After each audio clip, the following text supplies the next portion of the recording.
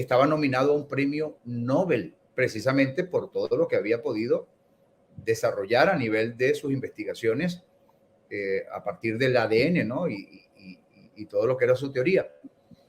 Pues cuando llegué a los estudios del doctor Peter Garyayev, o Petrovich Garyayev, que era su verdadero nombre, a los estudios de Vladimir Poponin, los estudios de Glenn Rain, y bueno, aparte de la psiconeuroinmunoendocrinología, etcétera, me di cuenta que esto siempre ha estado accesible. Bueno, eso sí, tuve que traducir todo del ruso, y en aquel momento no había inteligencia artificial para hacerlo, pero me di esa tarea y ha sido un catalizador impresionante de todo lo que ahora comparto, porque tengo toda la ruta cientificista bien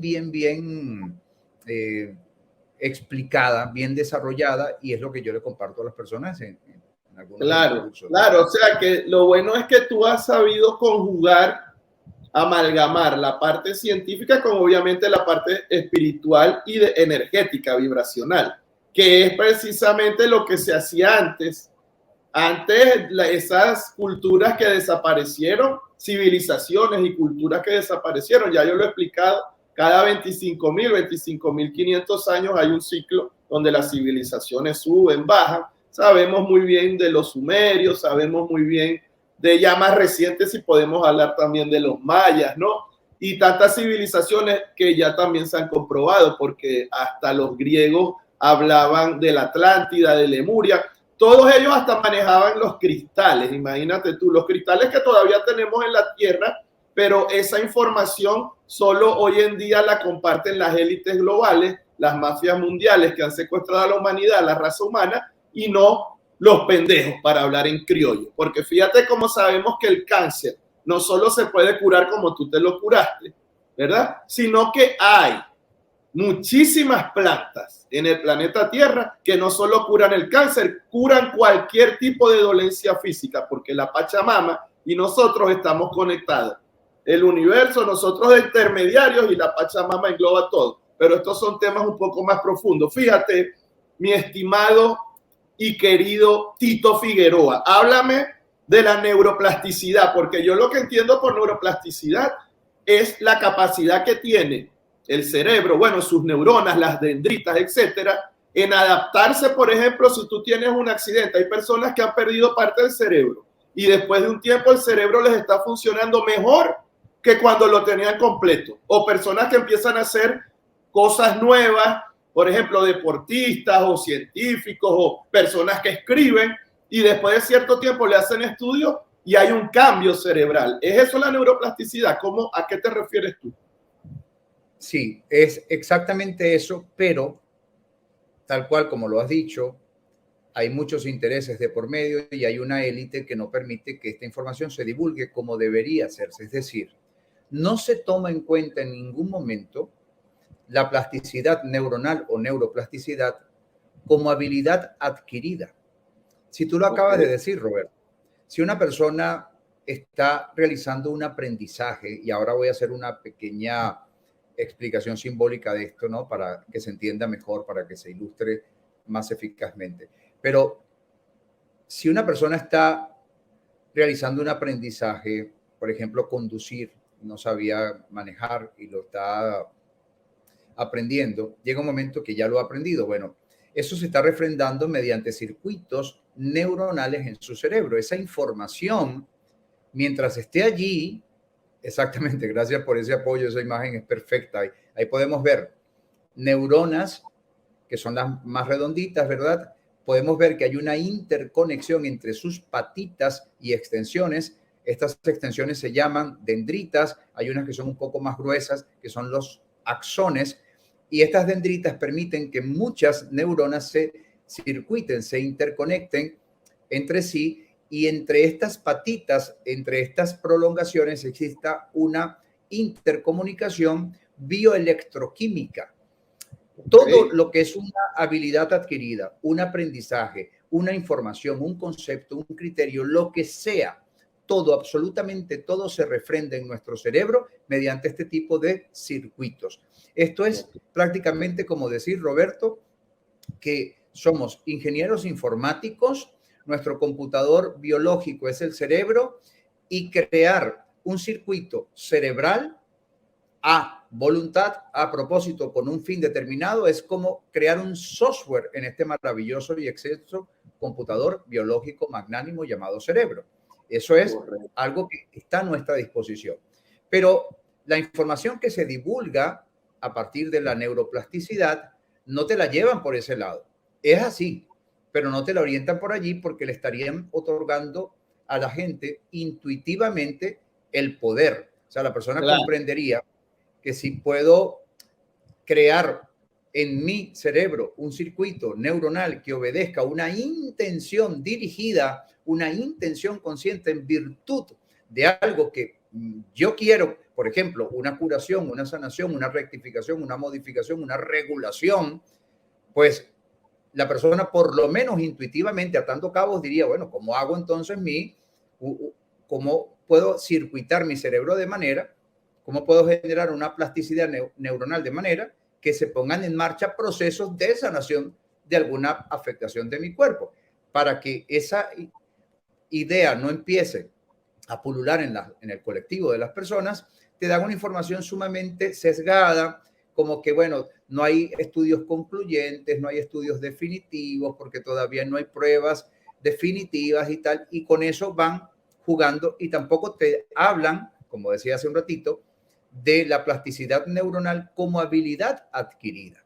Y aquí es donde, si me permite, quisiera hacer como un ejemplo, ¿no?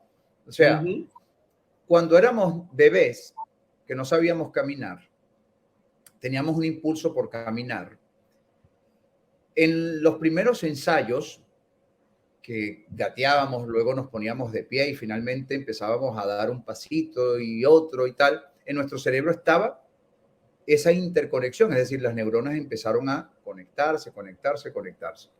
Si en algún momento, antes de aprender a caminar, hubiéramos desistido, hubiéramos dicho, no, esto es muy difícil para mí, yo no nací para esto es muy difícil, muy complejo, pues, ¿qué hubiera pasado? Que esa conexión neuronal hubiera sido muy frágil, muy débil, y en algún momento se iba a desvanecer. Tal cual como si yo te digo, Roberto, mira, el código para el pago de la tarjeta es 69718. Tú lo escribes rápido, pero como luego no regresas a ese circuito cerebral, a ir memorizando el número ni nada, se te olvida, a lo mejor te pregunto mañana, mira, ¿cuál fue el código que te pasé ayer para el pago de la tarjeta? Tú me vas a decir, se me olvidó. ¿Por qué? Porque hubo un circuito neuronal muy débil, muy frágil, que simplemente se desvaneció. No hubo bioelectroquímica porque no hubo necesidad de repetir la información. Claro, lo que nos pasa hoy en día, por ejemplo, fíjate que hoy en día a veces uno ni siquiera se sabe el número de teléfono de la pareja de uno ni de la esposa, porque uno solo graba el teléfono y es por el nombre, no es como antes. Antes no había Google, por ejemplo, y uno tenía que poner a forzar el cerebro y uno tenía que acordarse de las cosas. Hoy en día no. Y ese es un punto sumamente interesante, Tito, porque esta generación que yo denomino, y muchas personas también, generación de cristal, de esta generación de la cual yo soy sumamente, los denuncio todo el tiempo, porque es una generación precisamente que no está desarrollando las habilidades que tú y yo desarrollamos cuando no existía Google, cuando no teníamos teléfonos inteligentes, y en realidad es una generación de estúpidos. Y a mí no me interesa que la gente se molesten los que se puedan molestar. Es una generación de jóvenes que todo les molesta, la verdad les perturba, lloran por todo, no quieren trabajar, la pendejada de que hay 68 géneros, y todo esto es parte no solo del control real, como digo yo, y social de las élites, sino también de los, lamentablemente, te envuelven de una manera en que no hay escapatoria, y por eso personas como tú son tan importantes, almas como tú, en este momento que estamos atravesando de la raza humana, porque tú manejas información que es privilegiada y que mientras más gente puedas ayudar a despertar, esa yo creo que es tu misión, para que sepas, ¿no? Un poco sí, porque la información que yo trato de compartirle a las personas, una vez que hace mella en las personas y puede generar un antes y un después, como por ejemplo la remisión espontánea de una enfermedad, etcétera, seguro esa persona ha llegado a una instancia superior de conciencia. En ese momento se ha expandido, ¿no? Entonces, bueno, yo creo que el medio es una sanación, una curación, pero el fin realmente es evolucionar, es expandir nuestra mentalidad.